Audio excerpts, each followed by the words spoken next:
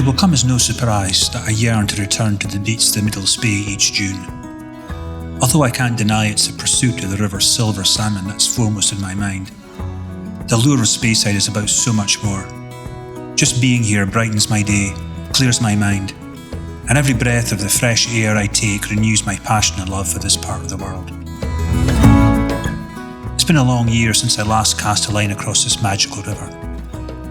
It's early June, and I'm fishing this week at the famous Ballindalloch Castle beat.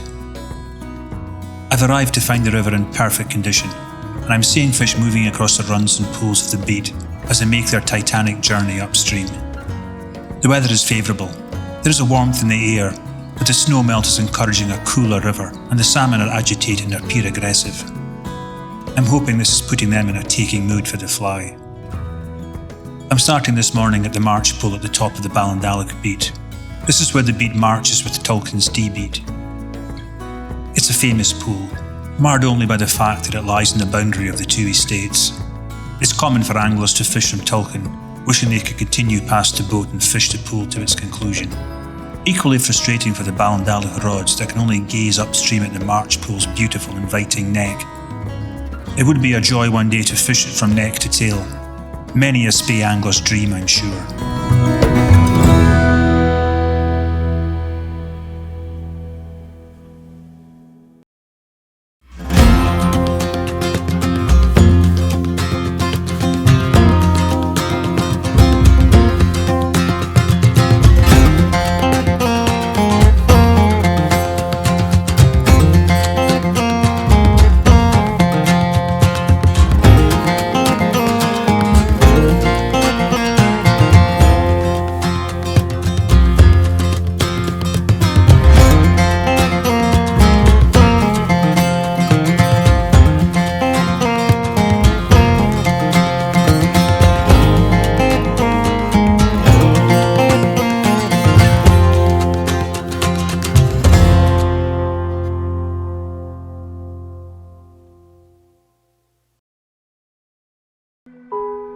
I know this is a pool that can produce fish anywhere, so I'm going to start right up at the boundary with a short line.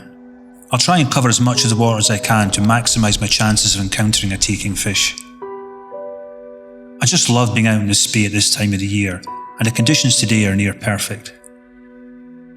I'm fishing a full floating number 9 setup on my 14-foot Mackenzie FX1. This is a really intuitive rod. Very lightweight, yet has the power and flexibility to deal with every situation I find myself in. I've been encouraged to use a Foxford shrimp today by the Ballindalloch Gilly Steve brand. This is not a fly I've used before, but I like the colours and the way it rides in the water just below the surface on this floating setup. I'm optimistic of a fish today, as I see fish moving in the pools and gleams on their silver flanks tell me they're fresh, and they've probably just moved into the pool. This is an ideal time to tempt a fish to come to the fly. I send out long searching casts. The fly will be sitting high up in the top water at eye level with high-lying fish. With each cast, I work my way steadily downstream. The fly swings slowly through the glide of the pool. It's a tantalising pace. It's going to be irresistible to an aggressive fish if it comes in contact. I cast. I wait. I'm tense with anticipation. I'm here in the magnificent River Spey, and the wild Atlantic salmon are almost within my grasp. I feel a take. A fish has sipped the fly and it knows it's hooked immediately and it's turned quickly. I can feel a bit of weight behind this fish. I hold the fish firm to check I have a good connection and retrieve the excess running line to get the fish onto the reel.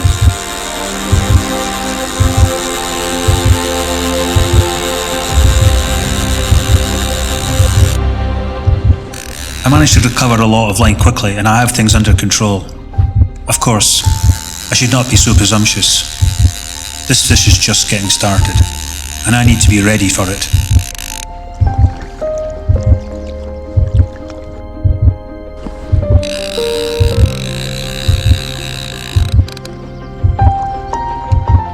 It senses my presence and the danger, and it doesn't like being close.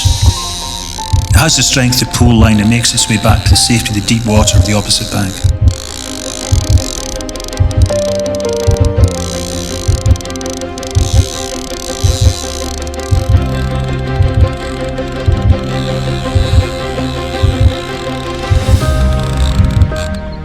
strong fish and it pushes upstream right away, and it's almost parallel to me when it must sense my presence and puts in a strong run.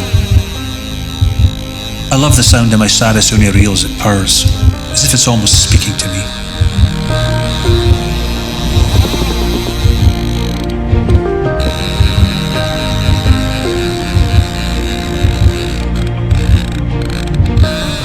The fish continues to push away and shake strongly, and my reel responds appropriately.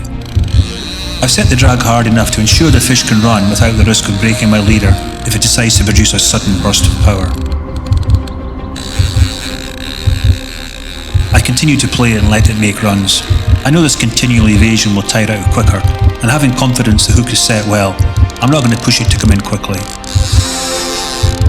You can see how close to the far bank the fish is now, and also how high up in the water as it breaks the surface, twisting and turning for freedom.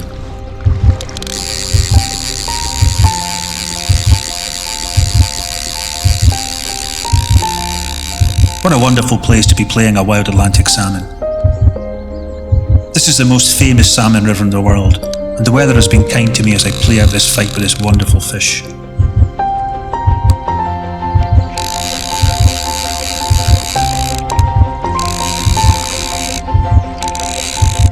It's difficult to take it all in at the same time, but from time to time the fish lets up a bit and allows me to take it all in. There are not many places in the world I'd rather be, that's for sure. It's a game of cat and mouse as the fish runs back and forth, and I try to maintain pace with it and keep the line taut. I just keep at it, and tighten the drag a little at a time as I feel the fish weaken. It takes time and effort, but I get it close enough to eventually get a good look at it. It's a bright, shining bar of silver. It's what I've been searching for. My heart is racing. This is a good fish, well into the double figures, and I'm now desperate to get it landed.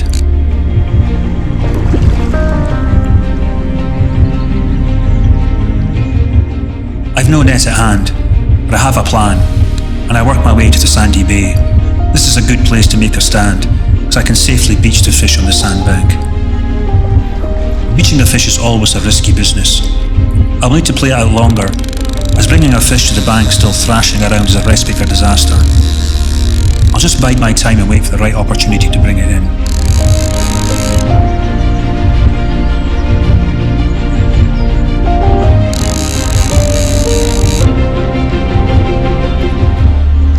It wants to push away again, but I decide to tighten into it and keep it close. It's pulling relentlessly, but I stand firm. It broods sullenly around in the shallow waters, often cruising defiantly moving water.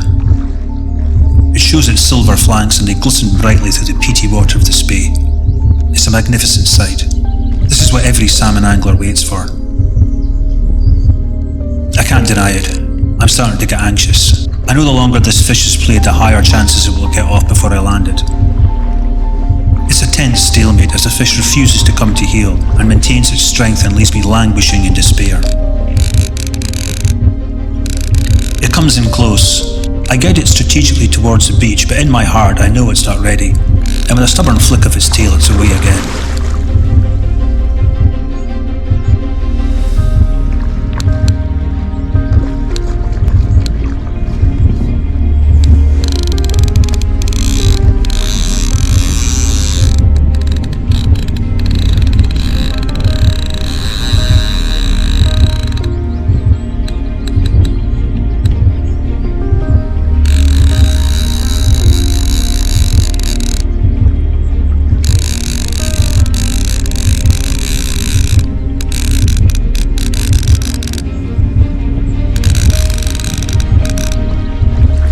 The last minutes of the fight, I get it within touching distance, but it denies me again. I'm going to have to be patient here. Everything is on the line.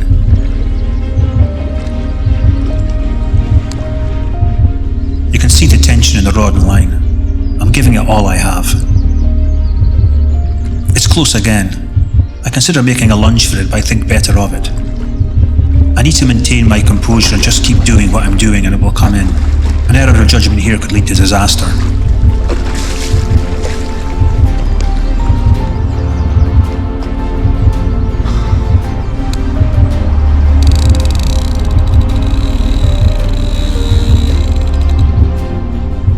One last bid for freedom and I see it keel over and the bright sun shines off the salmon's flanks. It's had enough. It knows it's beaten. I slowly but surely guide it towards the beach. There's little resistance, but I maintain the tension in the line and calmly reach down and I have it by the tail in the first time of asking.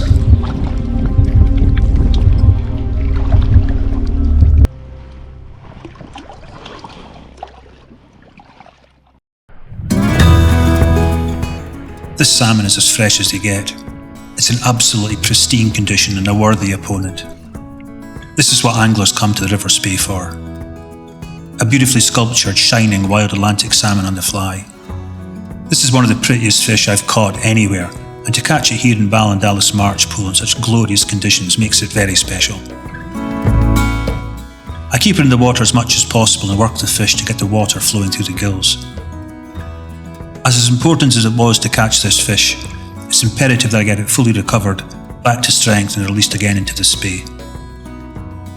It's been a great competitor and a beautiful specimen, and it's great to feel it recover its strength as it builds momentum to take off.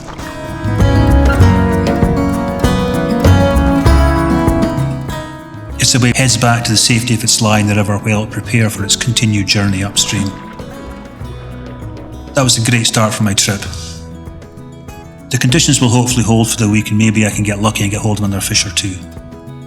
Regardless of whether that happens, I know I will enjoy my week here in Ballindalloch. It's such a pleasure to be here in the River Spey.